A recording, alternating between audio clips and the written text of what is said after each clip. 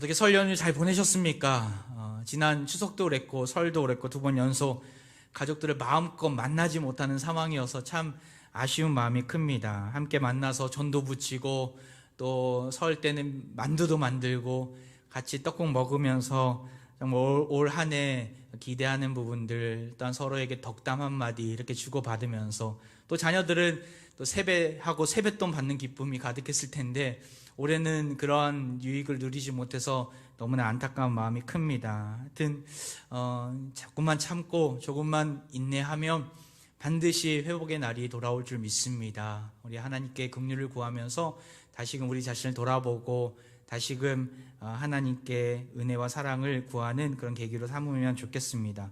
한 가지 질문을 드리고 싶습니다. 우리는 언제 소망을 가질 수 있을까요? 언제 소망을 우리가 품을 수 있을까요? 여기 한 그림이 있습니다. 이 그림은 영국의 미켈란젤로라고 불리는 조지 프레더릭 와츠, 19세기 영국의 화가입니다. 이 화가가 그린 그림입니다. 한 여인이 물에 떠 있는 둥근 바위 같은 곳에 앉아 있고 그 여인의 눈에는 흰 천으로 눈이 가려져 있습니다. 몸은 한 가닥밖에 남지 않은 수금과 같은 악기에 기대고서 그 한 가닥에서 흘러나오는 그 음을 가지고 연주하고 있습니다. 금방이라도 뒤집히듯 위태해 보입니다. 앞을 전혀 볼 수 없으니까 어디로 가야 될지 참 막막하기도 합니다. 자신이 어디에 서 있는조차 알 수가 없는 것이죠. 근데 이 그림에 제목이 있어요. 이 조지 프레데릭 와츠라는 사람, 이 화가가 지은 그림의 제목은 hope, 희망입니다. 희망, 소망. 이 사람이 정말, 이 여인이 소망을 지금 품고 있습니까? 어떻습니까? 이 그림에서 말하고 있는 것이 무엇입니까? 당시 이 그림을 그렸던 영국의 상황은 참 긴 경제 불황이 지속되는 상황이었어요. 많은 사람들이 정말 하나님이 계실까? 모든 진화론과 여러 사상의 혼잡함, 그리고 삶은 팍팍한 삶으로 인해서 정말 하나님이 계실까? 많은 사람들이 의문을 품고 있는 때였습니다. 국가의 자부심도 흔들리고 있었죠. 이 화가 개인적으로도 손녀 딸을 잃고 나서 큰 슬픔 중에 있을 때 이 그림을 그렸다고 합니다. 깊은 절망 속에 있을 때 이 여인은 결코 포기하지 않고 있는 것이죠. 단 하나의 코드라도 연주할 수 있다면 그 여인에게 있어서 이것은 희망이었던 것이에요. 상황은 절망뿐이었지만 왜 희망이라는 제목을 넣었습니까? 우리가 잘 나갈 때는 희망을 갖지 않아요. 잘 나갈 때는 그냥 이대로 좋사오니 하고 우리가 생각합니다. 하지만 절망 가운데, 심한 고난 가운데 있을 때 우리는 희망을 갖지 않고서는 버틸 수가 없기 때문에 희망이 자연스럽게 우리 심령 가운데 생겨나는 것이죠. 회복할 날을 꿈꾸게 되는 것이에요. 절망의 터널을 우리가 함께 지나고 있습니다. 마음껏 가족들과 만나지 못하고, 마음껏 찬양하지 못하고, 마음껏 예배하지 못하는 이 시대 가운데 우리는 절망을 경험하고 있습니다. 이 절망의 시기, 이 고난의 터널을 여러분과 함께 할 수 있어서 오히려 감사하고, 이 절망이 지나면 어두움이 지나면 여명이 밝아온다라는 그런 희망을 가지고 우리는 살아갈 수 있기 때문에 감사할 뿐입니다. 오늘 본문은 절망의 때를 보내고 있는 우리가 어떠한 소망을 가져야 될 것인가, 그 소망 구체적으로 어디서 나와야 할 것인가를 여러분과 함께 말해주고 있는데 여러분과 함께 나누기를 원합니다. 오늘 본문에 보면 두 부류의 사람들이 나옵니다. 첫 번째 부류는 사두개인들이었어요. 27절이죠. 부활이 없다고 주장하는 사두개인 중 어떤 이들이 와서, 이 사람들은 어떠한 자들입니까? 부활을 믿지 않고 부활의 소망이 없는 자들이었어요. 부활이 없다라고 주장했던 사두개인이 예수님을 찾아옵니다. 사두개인이 누구입니까? 여러분, 사두개인에 대해서 들어보신 적이 있습니까? 유대 교회 한 종파에 해당하는 사람들입니다. 정치와 종교의 구심점을 이루었던 대제사장들이 대부분 이 사두개파 사람들이었어요. 철저하게 현실주의자들이었어요. 귀족들의 권익을 대변하는 일종의 정치 집단입니다. 이들은 바리새인들 그리고 서기관들과는 극면한 대조를 이루었던 자들이었어요. 철저하게 로마 정부에 빌붙어서 살았던 현실주의자들이었습니다. 그리고 이들은 교리가 모세 오경에서만 나왔습니다. 철저하게 성문화된 율법, 모세 오경만을 받아들였고 구전, 장로들의 전승은 거부했던 자들이었어요. 그래서 이들은 또한 부활이나 천사나 영생이나 이런 영적인 세계, 뭐 천국도 마찬가지죠. 그런 영적인 세계를 믿지 않았던 사람들이었어요. 이들은 흔히 물질주의자 혹은 현실주의자로 비유됐던 사람들입니다. 이들도 예수님으로부터 정죄받았던, 또한 세례 요한으로부터 정죄받았던 사람들 중에 하나였습니다. 그들이 예수님께로 찾아왔습니다. 자신들의 주장, 부활이 없다라는 사실들을 증명해내기 위해서, 그것을 합리화하기 위해서 자신들이 여태껏 부활이 없음을 증명했던 그 근거를 가지고 예수님 앞에 따져 묻기 위해서 찾아왔던 것이죠. 어떠한 말씀을 예로 듭니까? 29절부터 나오는 말씀이에요. 우리가 본문 바로 직전에 나왔기 때문에 제가 한번 천천히 읽어보도록 하겠습니다. 그런데 7형제가 있었는데 마지가 아내를 취하였다가 자식이 없이 죽고, 30절 그 둘째와 셋째가 그를 취하고, 31, 32 일곱이 다 그와 같이 자식이 없이 죽고 그 후에 여자도 죽었나이다. 이게 무슨 말일까요? 당시 있었던 계대 혼인법을 지금 질문한 것입니다. 하나님은 모세 시대 때 율법을 만드셨는데 신명기 25장 5절에 계대 혼인법을 그들에게 가르쳐 주셨어요. 그들은 예수님이 오실 때까지 그 계대 혼인법을 철저하게 지켰습니다. 그 계대 혼인법이 무엇입니까? 형제들이 함께 사는데 그 중 하나가 죽고 아들이 없거든 그 죽은 자의 아내는 나가서 타인에게 시집가지 말 것이요. 그의 남편의 형제가 그에게로 들어가서 그를 맞이하여 아내로 삼아 그의 남편의 형제된 의무를 그에게 다 행할 것이요. 이게 무슨 말입니까? 자식이 없어 첫 번째 된 그 아내가, 그 며느리가 첫째 아들하고 결혼을 했는데 자식이 없는 거예요. 근데 남편이 죽어버렸어요. 그럼 어떻게 합니까? 시동생과 결혼하게끔 하나님이 길을 여셨다는 거예요. 이게 지금으로서 상당히 이해가 되지 않는 법이에요. 지금의 상식적으로 이해되지 않는 법입니다. 하지만 하나님이 의도하신 율법의 의도를 알면 우리는 이해할 수 있습니다. 당시에는 사회보장제도가 없었던 시대였습니다. 고아나 과부를 잘 챙기고 그들을 살릴 수 있는 보장제도가 없었어요. 우리나라만 해도 물질적인 지원도 하고 때로는 집도 줄 수 있고 여러 가지 보장제도가 조금씩 마련되고 있잖아요. 근데 이 당시 때는 전무했던 시대였습니다.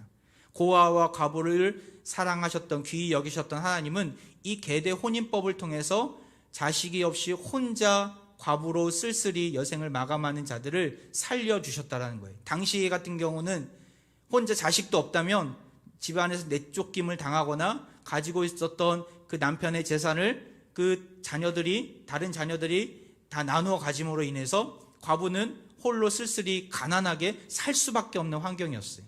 하나님은 이 계대 혼인법을 통해서 그녀를 살리려고 해주셨던 것이죠. 또한 살아있는 첫째 며느리를 통해서 대를 이을 수 있는 길을 열어놓으신 거예요. 우리가 잘 아는 룻도 이 계대 혼인법에 의해서 보아스라 결혼한 것입니다. 하나님의 사랑이 드러나는 법인 것이죠. 그런데 사도유대인들은 그런 하나님의 의도를 전혀 생각하지 않고 부활이 없다라는 것을 증명해내기 위해서 이 법을 들고 나온 거예요. 뭐라고 합니까? 33절이에요. 일곱이 다 그를 아내로 취하였으니 부활 때에 그 중에 누구의 아내가 되리이까? 부활이 있다고 하는데 7 형제와 결혼한 그 며느리 천국에 가면 부활이 돼서 당신들의 말대로 부활을 해서 천국에 가면 도대체 누가 남편이 되겠습니까? 그들은 따지듯이 묻고 있습니다. 예수님을 골탕 먹이기 위한 질문으로, 동시에 부활이 없다는 것을 자신들의 주장을 합리화하기 위한 질문으로 이 계대 혼인법을 이야기하는 것이죠. 여러분 어떻게 생각하십니까? 이 여인은 누가 이 여인의 남편이 되겠습니까? 첫째 아들입니까? 아니면 마지막째 아들입니까? 최종 아들입니까? 예수님은 진짜 남편이 첫째다, 아니면 그녀가 죽었을 때 그때의 남편이다 라고 하지 않으십니다. 그리고 너희들의 말이 맞다, 이 설명할 수 없는 무질서한 일이 있기 때문에 부활은 없다 라고 말씀하시지도 않습니다. 부활이 있음을 전제해서 부활해서 저 세상에 갔을 때 일어나는 일들을 예수님 미리 보여주고 계세요. 어떤 일이 일어납니까? 장가도 가지 않고 시집도 갈 필요가 없다라는 거예요. 사두개인들처럼 염려하는 것처럼 결혼 문제는 부활하면 말끔하게 해결이 되고 걱정할 이유가 되지 않는다라는 거예요. 왜 그렇습니까? 이 세상에서 결혼을 하는 목적, 여러 가지 목적이 있지만 하나님이 의도하신 목적 중에 하나는 뭐예요? 자녀를 낳는 것이잖아요.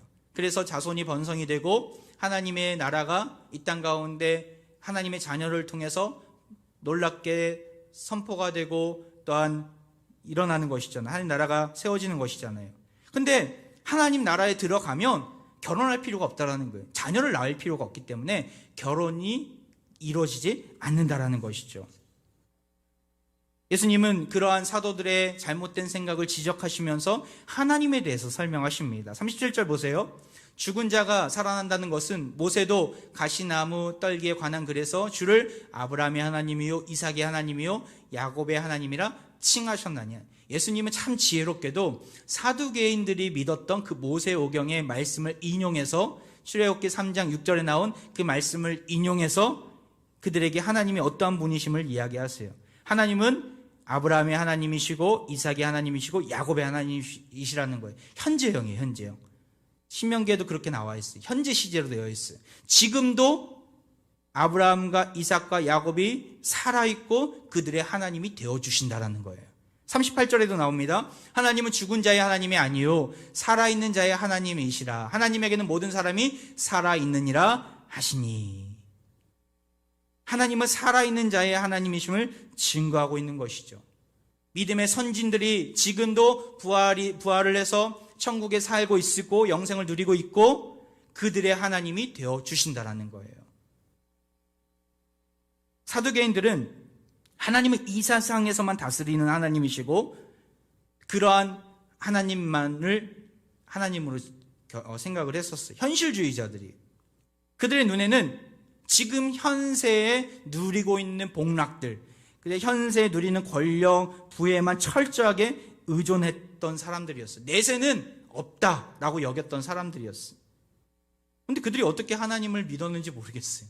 아마도 조상 대대로 믿었기 때문에 어쩔 수 없이 믿었던 것이겠죠. 그들의 사고는 철저히 유물론에 가깝습니다. 과거와 미래는 중요하지 않고 지금 내가 잘 살고 있는가, 잘 먹고 잘 살고 있는가, 웰빙을 누리고 있는가, 여기에 치중했던 사람들이 바로 이 사두개인들이었어요. 이 땅의 많은 사람들이 사두개인들처럼 사는 모습을 보게 됩니다. 물질주의에 사로잡혀서 소유하는 것이 나의 행복이다, 내 인생의 목표다라고 여긴 사람들이 참으로 많이 있음을 보게 됩니다. 소유하지 못하면 불행한 것이죠. 여러분 곰곰이 생각해 보십시오. 우리 자신은 어떠한 모습 가운데 있습니까? 이 사두개인들과 같은 모습이 나에게 있지는 않습니까? 우리가 말하는 거 보면 알아요. 주위 사람들 만나거나 내 친척들을 만나거나 가족들을 만날 때 내가 무슨 주제를 가지고 이야기하고 있는가를 보면 압니다. 집값이 얼마고 땅값이 얼마고 투자한 주식이 얼마나 효과를 받고 비트코인 여러 전자화폐 얼마나 이득을 받는가, 야 어디 가면 뭐가 싸, 야 어디 가면 뭐가 맛있어, 여기에만 목을 메고 있지는 않는가, 거기에만 초점을 맞추고 있지는 않는가. 그렇다면 그 사람의 행복의 기준은 소유하는 것들, 이 세상에 누리는 그런 향락에 초점이 맞춰져 있는 것이죠. 우리는 어떻습니까? 정말 하나님께서 보여주시는 그 부활에 대한 소망을 가지고 나아가고 있습니까? 사두개인들은 영적인 세계의 기적을 믿지 않는 잘못된 성경 해석을 가지고 나아갔던 자들이었어요. 천국을 믿지 않았어요. 부활의 소망도 없었죠. 믿음의 조상들이 아브라함과 이삭과 야곱이 여전히 천국에서 살아있음에도 불구하고 그들은 관심이 없었던 것이죠. 천국에 대한 믿음의 뿌리가 없었고 부패한 현실주의자들이었기 때문에 결국엔 그들은 어떻게 됩니까? 기원 후 70년 후에 로마인들이 성전을 파괴하고 사제직을 없앴을 때 사두개인들은 흔적도 없이 사라지게 됩니다. 그들의 인생의 말로를 보면서 현실주의자들, 이 땅에 목을 매며 사는 사람들이 어떠한 결과가 있을런지를 우리에게 보여주는 것이죠. 현실에 치우쳐서 하나님께서 예비해 주신 그 천국을 바라보며 본향을 바라보며 나아가는 자들이 아닌 이 세상에서 잘 먹고 잘 사는데 거기에만 올인을 하고 있는 자들은 어떻게 된다는 거예요? 흔적도 없이 사라진다는 거예요. 영국 옥스퍼드 대학교 토마스 아놀드 교수가 이런 얘기를 했어요. 나는 인류 역사 가운데 예수 그리스도가 부활하셨다는 사실보다 더 탁월하고 완벽한 증거로 입증되는 사실을 단 하나도 보지 못했다. 예수 그리스도가 부활하셨다는 사실이 가장 완벽한 진리의 말씀이라는 것이에요. 그의 고백처럼 예수 그리스도께서 부활하신 것은 부인할 수 없는 사실인 것이죠. 우리는 예수님이 우리의 부활의 첫 열매가 되어주셔서 부활의 본을 보여주셨어요. 우리 또한 그날에, 주님이 오시는 그날에, 우리를 부르시는 그날에 예수님처럼 영광스러운 형체로서 부활하게 될 것입니다. 우리가 가야 될 본의 향이 있어요. 여기는 잠깐 휴게소와 같은 곳이에요. 잠깐. 우리가 지방을 내려갈 때 잠깐 휴게소 들려서 화장실도 가고 약간 출출하면 먹을 것도 사 먹고 결국에는 가야 될 목적지로 향해서 가야지 휴게소에서 살 수는 없잖아요. 이 땅은 잠깐의 휴게소예요. 미련을 두고 여기가 내 세상이다. 여기가 내가 평생 동안 내가 앞으로 영원히 살아갈 곳이다. 이렇게 혹시 여기고 계십니까? 사도행전들이 그러했죠. 우리는 어떻습니까? 우리가 믿는 하나님은 우리가 육체적인 죽음 이후에 천국에 들어가서도 여전히 우리의 하나님이 되어주십니다. 우리는 주님 안에서 살아있는 자들 아닙니까? 영생을 누리는 자들 아닙니까? 영원한 하나님이 우리에게 영생을 베풀어 주시고 그 영원한 세상에서 우리의 여전히 하나님이 되어주신다는 거예요. 아브라함과 이삭과 야곱, 수많은 믿음의 선신들도 그 영원하신 하나님 곁에서 주님과 은혜를 누리며 사랑을 나누고 있는 것이죠. 우리 또한 부활의 첫 열매가 되어주신 주님을 바라보며 우리 또한 부활하게 될 날을 그리면서 살아가고 있는 것이죠. 그렇기 때문에 우리는 두려워하지 않습니다. 우리는 두려워하지 않습니다. 코로나의 어두움이 우리 위에 있지만 여러 질병과 가난과 우리를 힘들게 하는 여러 인생의 어려움들이 우리 앞에 있지만 우리는 두려워하지 않습니다.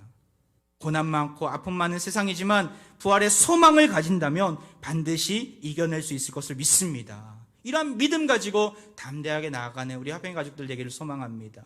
사도계인을 통해서 우리는 우리 자신의 모습을 보았어요. 또 어떠한 인물들을 통해서 우리 자신의 모습을 볼 수 있습니까? 39절 말씀 보세요. 예수님께 다가온 또 한 무리의 사람들이 있었어요. 서기관 중 어떤 이들이 말하되 선생님 잘 말씀하셨나이다 하니 갑자기 서기관이 튀어나와요. 사두개인들이 이제 물러가고 아무 할 말이 없었던 것이죠. 서기관이 튀어나와요. 근데 서기관이 예수님을 칭찬하고 있어요. 예수님과 서기관은 예수님이 계속해서 독사의 자식들아 하면서 서기관을 정죄했던 일들이 많았기 때문에 서기관은 등을 돌렸던 자들인데 이때만큼은 예수님이 우리 편이다 착각을 했던 거예요.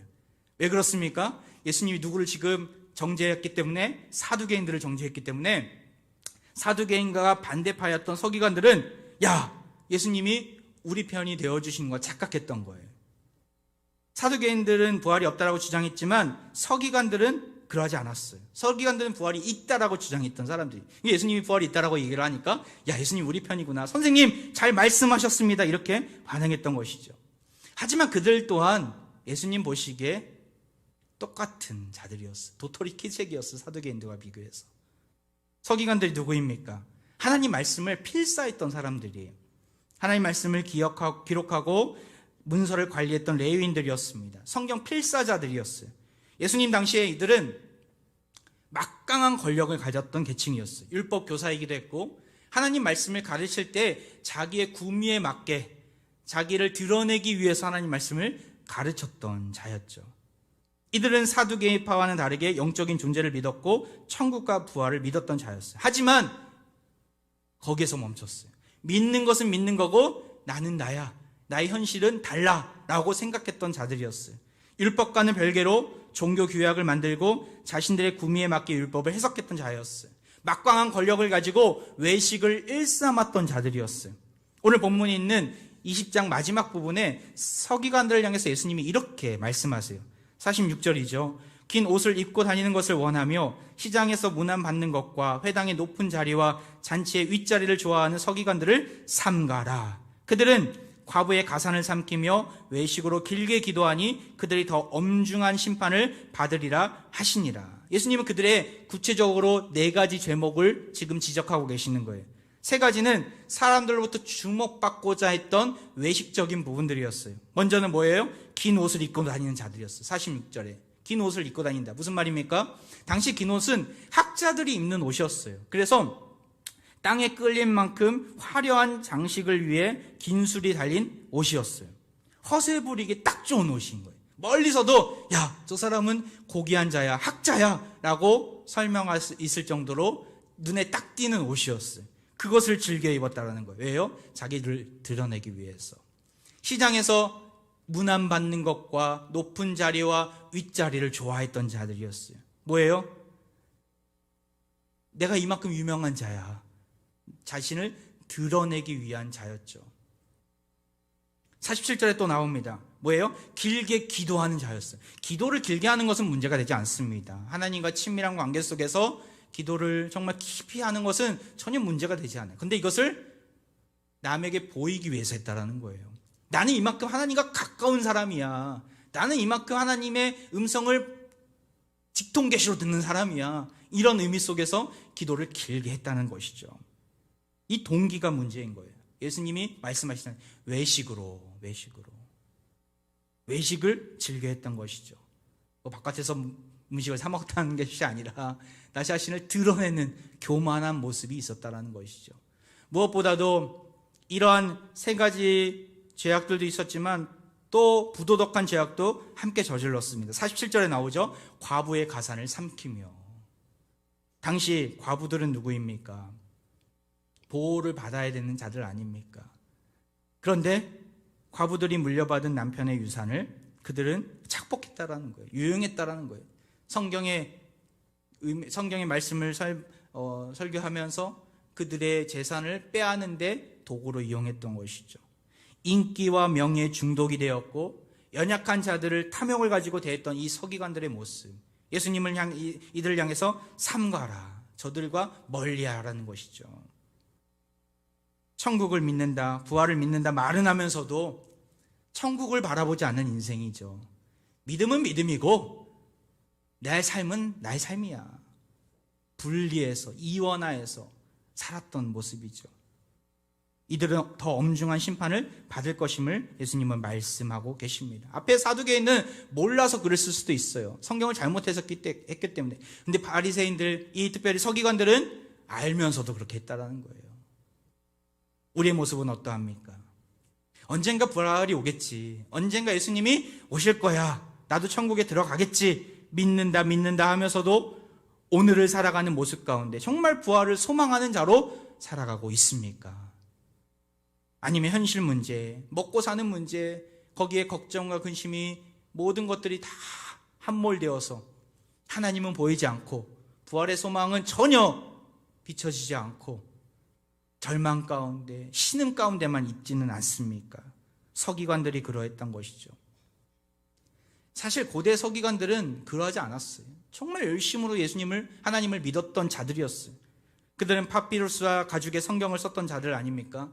필구가 약했기 때문에 정말 성경을 쓰는데 무척 많은 시간이 걸렸어요. 파피루스 한 장에 140여 개의 단어가 들어가는데 한 단어 한 단어 정말 정성 들여 하나님 말씀을 기록했던 자들이었어요. 하나님의 이름이 나오는 부분이면 항상 손을 씻고 다시 정결한 모습으로 하나님을 경외하기 위한 모습으로 성경을 썼던 자들이었어요. 근데 시간이 지나니까 이런 열심이 자신들의 자랑으로 바뀌어버린 거예요. 하나님보다 자기 자신을 드러내는 데 열을 올리는 것이죠. 세상에 미련을 두지 않는다 말을 하면서도 권력과 물질에 눈을 향하고 있는 것이죠. 결국 예수님으로부터 정죄당하고 예수님을 십자가에 못 박는 죄까지 범하게 됩니다. 하나님 앞에 섰을 때 심판받는 자들이 된 것이죠. 우리는 어떠한 자입니까? 혹시 앞서 보았던 사두개인과 같은 모습, 서기관과 같은 모습 있지는 않습니까? 제 안에 가득하더라고요. 제 안에 교만하고 연약하고 정말 나 자신을 드러내기를 좋아하고 이것이 제 안에 가득하더라고요. 여러분, 우리 모습은 어떠합니까? 정말 부활을 믿는다 하면서도 진정으로 믿고 계십니까? C.S. 루이스 평신도 신학자이면서 영국인 변증가죠. 그가 그런 이야기를 했어요. 대부분의 그리스도인들이 다음 세상에 대해 더 이상 생각하지 않게 되면서 기독교는 세상에서 그 힘을 잃고 말았습니다. 천국을 향하면 세상을 덤으로 얻을 것입니다. 그러나 세상을 향하면 둘 다 잃을 것입니다. 이 땅의 그리스도인들에게 주는 경고의 메시지더라고요. 저에게 주는 경고의 메시지더라고요. 내가 다음 세상에 대해서 정말 살아가고 있는가? 생각하며 살아가고 있는가? 무엇을 하나? 어디를 가나? 내가 가야 될 곳이 나의 본향이 있음을 기억하며 행동하고 말을 하고 사역을 하고 있는가? 아니면 이 땅이 영원한 세상이라 착각을 하며 살고 있지는 않은가? 세상을 향하면 둘 다 잃어버립니다. 하지만 우리가 다음 세상을 향해 전진해 나아가면 세상도 우리를 따라올 것입니다.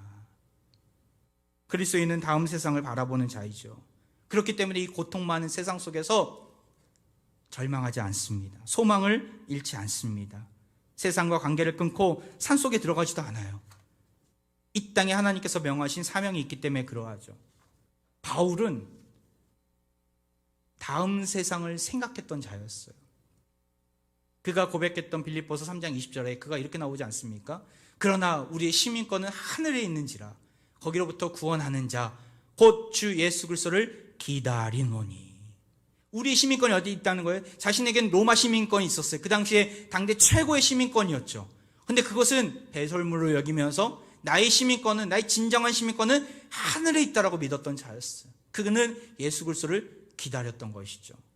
왜요? 예수님이 어떠한 자이기 때문에 21절에 이런 말씀이 있어요. 그는 만물을 자기에게 복종하게 하실 수 있는 자의 역사로 우리의 낮은 몸을 자기 영광의 몸의 형체로 같이 변하게 하시리라. 하나님은, 예수 그리스도는 이 땅의 만물의 주인이 되어 주셔서 죽음을 이기신 분 아닙니까? 부활의 첫 열매가 되어 주셔서 우리에게 부활의 영광을 미리 보여주셨어요. 우리의 낮은 몸, 연약한 몸, 병든 몸, 정말 죄악이 가득한 이 몸을 어떠한 자로 변화시켜 주신다는 거예요? 자기의 예수 그리스도의 영광의 몸의 형체와 같이 변화시켜 주신다 말씀하십니다. 여러분 믿으십니까? 정말 예수님의 이 땅 가운데 우리에게 미리 보여주셨잖아요. 저는 이 말씀을 보면서 성형외과 의사들이나 또한 화장품을 파는 분들은 다른 직업을 찾아야 되겠구나 생각이 들더라고요. 가장 아름다운 몸, 영광스러운 몸을 보여주신다는 거예요. 여러분 천국에 가면 어떤 모습으로 부활하게 될 것을 꿈꾸고 계십니까? 내가 생각하는 그 이상으로 아름다운 모습을 보여주실 거예요. 나에게는 20대가 가장 아름다웠던 것 같아요. 나에게는 30대가 아름다웠던 것 같아요. 아니에요. 나에게는 지금이 가장 아름다운 것 같아요. 그 이상의 모습으로 보여주신다는 거예요. 얼마나 기대가 됩니까? 얼마나 너무나 기다려지지 않습니까? 나의 연약한 모습, 시간이 지나면 지날수록 여러 병든 모습들, 정말 계속해서 고쳐가면서 써야 되는 모습이 있지 않습니까? 그럼에도 불구하고 하나님께서는 그러한 모습은 비교도 안 될 만큼 하나님의 예수 그리스도의 영광의 몸의 형체로 변하게 해주신다는 거예요. 하늘 시민권을 가진 자로서 우리의 연약한 몸이 영광의 몸으로 변화될 것을 기대하며 고대하며 바울은 나갔던 것이죠. 그는 그렇게 고백하면서 4장에 뭐라고 또한 권면합니까? 우리가 그 부활을 꿈꾸면서 어디 산속에 들어가서 기다려라 말씀하지 않아요. 어떻게 합니까? 4장 9절의 말씀에 너희는 내게 배우고 받고 듣고 본 바를 행하라. 그리하면 평강의 하나님이 너희와 함께 계시리라. 나중에 빌립보서 말씀을 여러분과 함께 강의했으면 좋겠는데 4장에 보면 여러 우리가 해야 될 아름다운 덕목들이 나와요. 우리가 참고 인내하고 함께 항상 기뻐하고 쉬지 말고 기도하는 모습들, 여러 그러한 우리가 해야 될 모습들이 나와요. 이것들을 행하라는 거예요. 세상 속에서. 세상을 떠나라. 세상의 사람들과 만나지 말라. 이게 아니라 세상에 들어가서 선한 영향력을 드러내라는 것이죠. 이게 우리가 해야 될 일이고 부활을 사모하고 기다리는 자들이 해야 되는 모습인 것이죠. 우리 힘으로 할 수 없어요. 그런데 감사하게도 하나님은 하늘에만 계시지 않는 것이 아니라 우리 곁에 오셔서 함께 계신다는 거예요. 평강의 하나님이 너희와 함께 계시리라. 하나님 말씀을 듣고 그대로 지킨 자들과 하나님은 함께 계시고 평강을 주신다는 것이죠. 서기관들처럼 구원은 따놓은 당상이야, 우리 하늘에 시민권이 있으니까 아무렇게나 살자라고 행동하지 않았습니다. 바울은 세상과 이별하여 살지도 않았습니다. 평강의 하나님이 우리와 함께 계심을 믿고 말씀대로 행하라고 권면합니다. 고통 많은 이 세상에 있으면서 부활의 소망을 가지고 세상에서 부단히 말씀대로 살아갔던 자들이 우리 앞에 우리보다 앞서간 믿음의 선진들 아닙니까? 하나님은 지금도 그들과 함께 계시고 그들을 지켜주십니다. 부활의 영광을 맛보게 하신 것이죠. 이번 주간 이제 설 연휴 명절을 끝내고 세상으로 돌아갔을 때 여전히 고통 속에 있을 거예요. 여전히 코로나의 암울한 그늘 아래 있을 거예요. 하지만 우리가 부활에 대한 소망을 가지고 예수님을 기다리는 자로서 다시금 선다면 우리는 두렵지 않습니다. 비록 고난의 터널이 앞에 놓여져 있지만 하나님께서는 반드시 그 고난의 터널을 지나갈 수 있도록 우리와 함께 하실 것입니다. 처음에 보여드렸던 그림 한번 다시 한번 볼까요? 조지 프레더릭 와츠가 그린 호프, 이 희망이라는 그림. 이 그림이 놀라운 영향력을 많이 미쳤더라고요.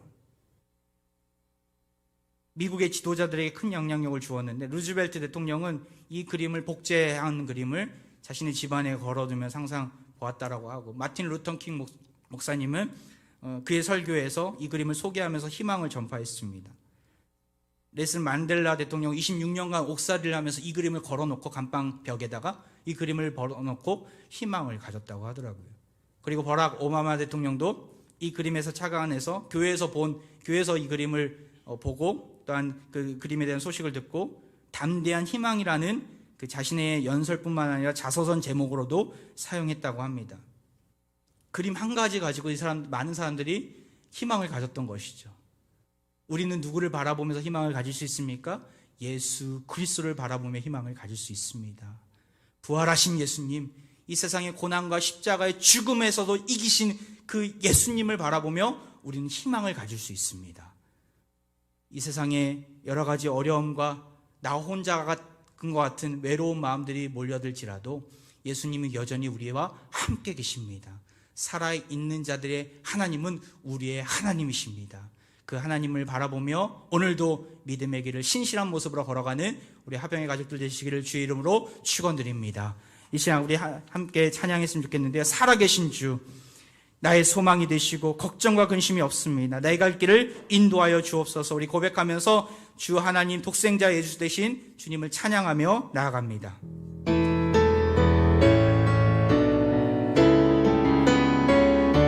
우리 박수 치면서 찬양할까요?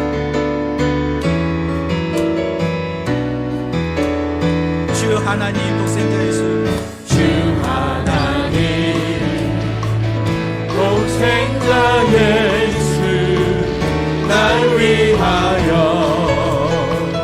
오시었네. 내 모든 죄 다 사하시고 죽음에서 부활하신 나의 구세, 주 안에서 거듭난 생명, 주 안에서 거듭난 생명 고우시는 주의 사랑, 참 기쁨과 확신 가지고 예수님의 도우심을 믿으시기 바랍니다. 예수님의 도우심을 믿으며 살아계신 주, 나의 소망이 되십니다. 살아계신 주, 나의 참된 소망, 걱정 근심 전혀 없네. 사랑의 주, 내 갈 길이 뭐하니, 내 모든 삶의 기쁨 늘 충만하네. 언젠가 주될 때까지, 그 언젠가 주될 때까지 주를 위해 싸우리라. 승리의 길 멀고 험해도 승리의 길 멀고 험해 주님께서 나의 앞에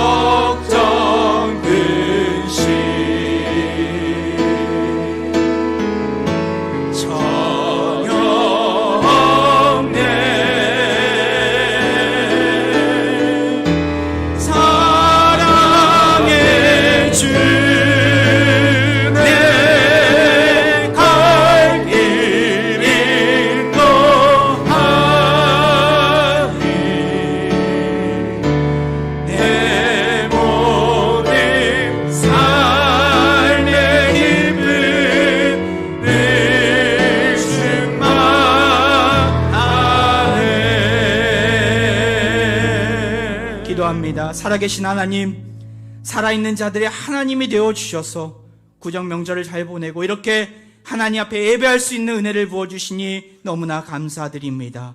말씀을 통하여 우리 자신을 돌아보게 해주셔서 또한 감사드립니다. 우리는 사두개인처럼 부활을 믿지 않고 현실에 안주하며 세상 것을 너무나 좋아했던 자들입니다. 서기관처럼 부활을 말로만 믿는다 하고 삶은 거룩하지 못하고 우리 자신을 뽐내는 데에만 열을 올리며 살았던 자들입니다. 연약한 우리를 불쌍히 여겨주시고 교만한 죄악을 용서하여 주옵소서. 살아있는 자의 하나님께서 우리를 다스려 주시고 우리에게 영생의 기쁨을 주시오니 부활의 소망을 다시금 가지고 주님과 동행하며 고난의 강을 믿음으로 잘 건널 수 있도록 함께하여 주옵소서. 현실 가운데 낙심과 절망 속에서 몸부림치는 화평의 가족들이 있습니까? 주님께서 이들의 마음을 어루만져 주시고 위로하여 주옵소서. 여러 질병과 싸우는 환우들이 있습니까? 주님께서 이들을 기억하여 주시고 치유하여 주셔서 다시금 병상에 눕는 일이 없도록 은혜를 부어 주옵소서. 코로나의 사태가 속히 종식되기를 원합니다. 개발된 백신과 치료제가 잘 생산이 되어서 온 백성들에게 접종될 수 있도록 인도하여 주시고 모든 계획들이 차질이 없도록 간섭하여 주시고 정부 관계자와 모든 관련된 모든 분들 가운데 세임과 능력을 더하여 주옵소서. 내일부터 거리두기 2단계로 전환되게 하심을 감사드립니다. 속히 우리의 모든 일상이 정상화되게 하시고 우리의 신앙생활도 정상으로 회복시켜 주셔서 화평의 모든 가족들이 다 함께 나와서 마음껏 예배하고 교제하는 날이 속히 오게 하여 주옵소서. 우리의 부활의 소망이 되시는 예수 그리스도의 이름으로 간절히 기도하옵나이다. 아멘.